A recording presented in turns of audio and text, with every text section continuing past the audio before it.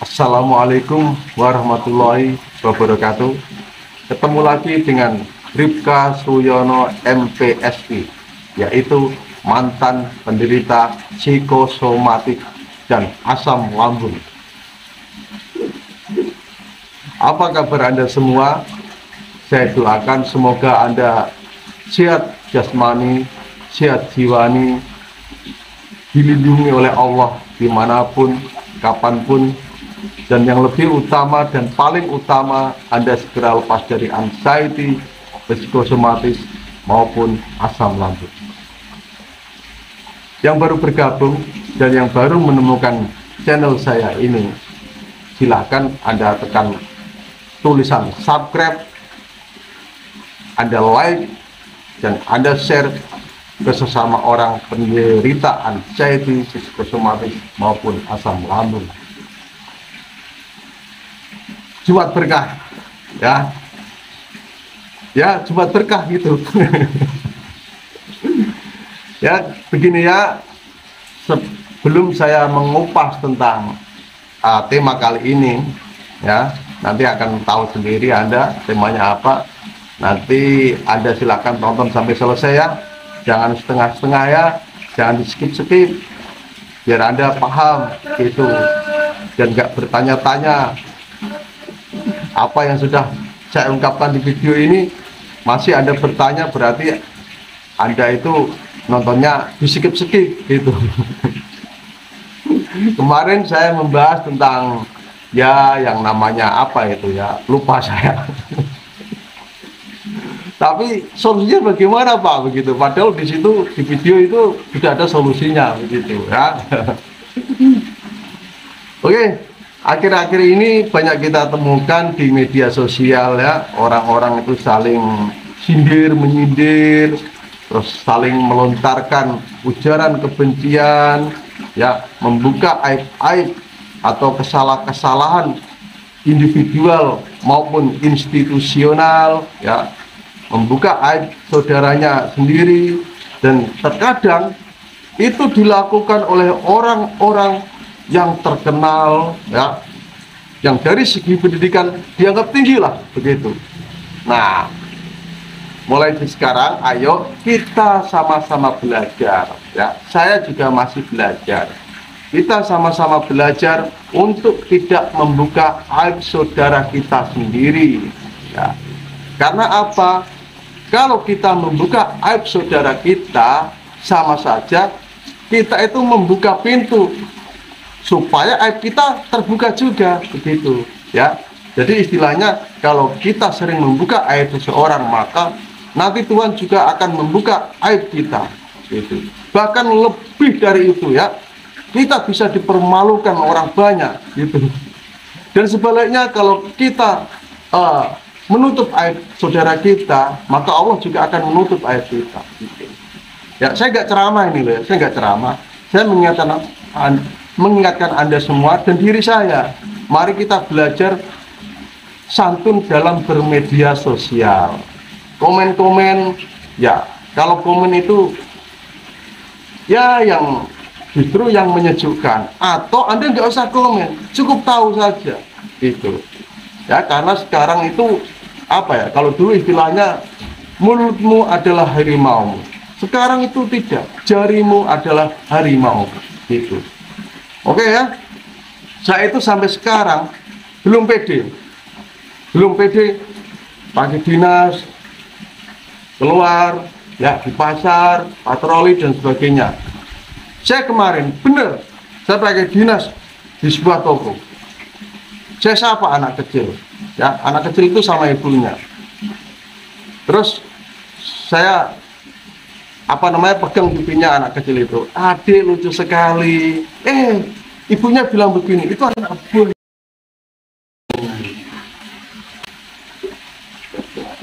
Prihatin enggak? Banyak polisi yang baik, yang ikhlas membantu masyarakat, banyak sekali. Ya langsung saja kita bahas, yaitu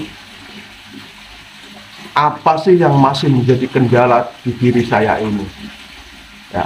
Apa sih yang sampai sekarang itu masih menghantui saya.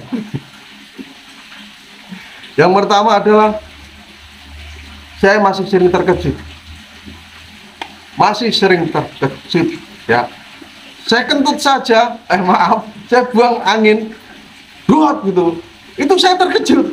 Padahal itu buang angin saya sendiri, kentut saya sendiri begitu. Apalagi kentut orang lain. Ya. Ada orang berteriak keras, saya masih kaget. Gitu. Ya, ini saya ungkapkan sejujur-jujurnya. Nggak ada yang saya sembunyikan. Saya terbuka. Ya, saya selalu mengatakan atau mengucapkan dari channel saya, dari video saya ini, itu adalah ya ini faktanya. Ya, saya tidak mau berbicara yang muluk-muluk. Oh, saya sudah begini, total begini. Enggak. Karena apa? Saya nggak mau banyak subscriber, banyak viewer, tetapi yang saya ucapkan ini adalah berbau kebohongan, gitu. Ya, itu. Semoga Anda mengerti itu ya. Saya masih sering terkejut. Tidur pun kadang ada suara geledak, saya masih terkejut. Walaupun itu hanya terkejut, tidak menimbulkan cemas, ya. Tapi itu hambatan juga kan. Apalagi kalau pas kemarin ada latihan nembak ya, latihan nembak. Saya baru akan begini sudah ada teman saya yang nembak, udah kaget saya. Itu ya. Nah, terus kedua, kalau saya lihat pertandingan sepak bola atau pertandingan olahraga yang memacu adrenalin, ya, karena saya fanatik sama timnas, saya itu pendukung setia timnas, ya, sepak bola. Kalau saya lihat di TV, padahal lihat saja itu, saya itu masih deg-degan. Gimana? Senam jantung saya itu kalau lihat sepak bola. Atau saya lihat bulu tangkis itu ya. Kalau Indonesia lawan mana itulah. Kemarin Indonesia lawan Vietnam, senam jantung saya. Tak-tuk. Tetapi itu tidak berlangsung lama. Setelah pertandingan itu selesai, timnas menang, ya sudah reda. Tapi tetap saya dengan atur napas begitu ya. Itu, tapi tidak menimbulkan kecemasan. Karena saya tahu, ya wajar. Saya lihat pertandingan, saya mendukung pihak ini, berarti saya kan akhirnya jantung itu berdebar gitu. Gitu. Terus yang ketiga, kadang saya itu masih sensitif ya, sensitif dengan omongan orang, ya, dengan artinya omongan-omongan yang misalkan menyakitkan hati saya. Sebenarnya nggak menyakitkan sih, cuma mungkin saya merasa kalau saya itu tersakiti gitu. Ya, break dulu ya, ini ada sebentar. Ya, saya lanjut. Kadang saya masih sensitif.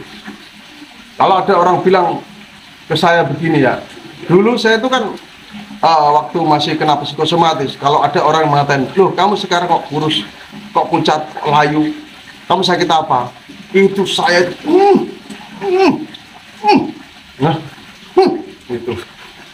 Kadang saya itu malah mengeluarkan kata-kata dalam hati saya, semoga saja kamu kena psikosomatis, semoga saja kamu kena asam lambung, semoga saja kamu kena anxiety, begitu. Sampai saya bilang begitu dulu ya. Tapi sekarang ya masih ada rasa sensitif, itu masih ada. Misalkan ada omongan orang yang menyinggung saya, walaupun mereka merasa tidak menyinggung perasaan saya, tapi saya itu seakan-akan ya begitu ya, karena saya masih tahap belajar ya.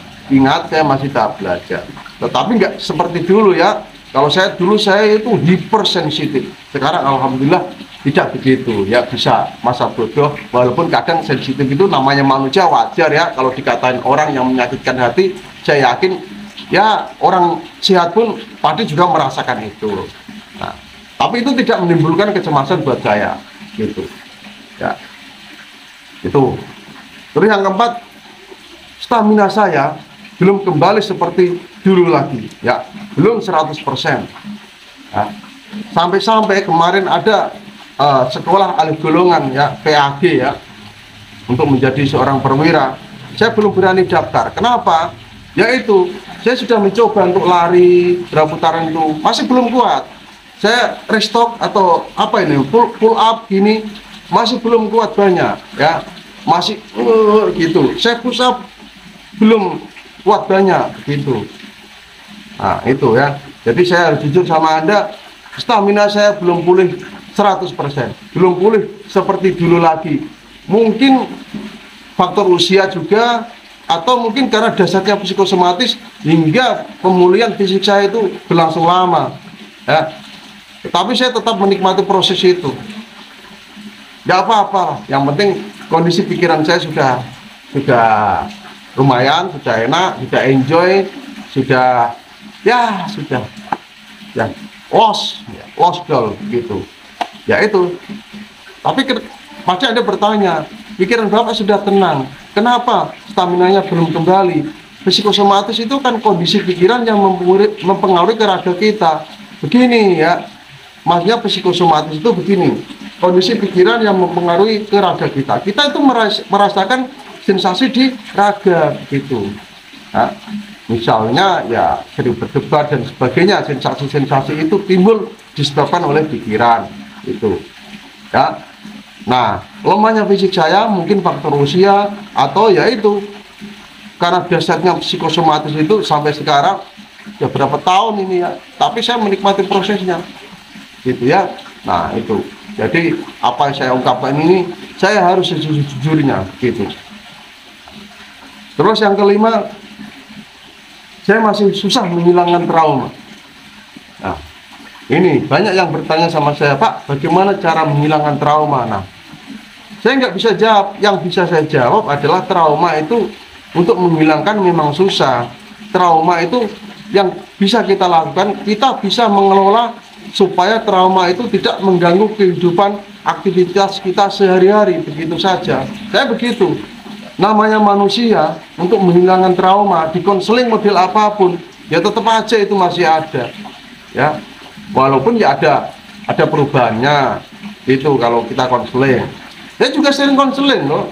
Konseling itu bukan hanya sama psikolog saja. Konseling itu bisa sama ustadz, pemuka agama yang ahli dalam hal itu, ya. Saya suka konseling gitu. Tetapi untuk menghilangkan trauma itu memang susah itu. Nah, itu yang masih saya rasakan, ya. Terus Anda pasti bertanya lagi tentang aktivitas anak saya. Masih belum seperti dulu, ya. Itu saya jujur gitu ya. Sudah pernah saya ungkapkan, yang dulunya seminggu ini ya seumuran saya, sekarang paling seminggu nih, atau tidak sama sekali gitu, mungkin 2 minggu ini gitu. Oke, ya rekan-rekan, kalau Anda masih membutuhkan motivasi dari saya, tetap ikuti video saya, karena ilmu-ilmu yang saya berikan adalah real, sesuai dengan fakta, sesuai dengan kenyataan. Saya tidak pandai merekayasa, ya. Saya tidak pandai merekayasa begitu. Oke, terima kasih. Semoga Anda paham apa yang saya ucapkan, dan bijaklah untuk bermedia sosial. Karena apa? Jarimu adalah harimaumu. Oke? Salam sehat dari Bribka Suyono. Assalamualaikum warahmatullahi wabarakatuh.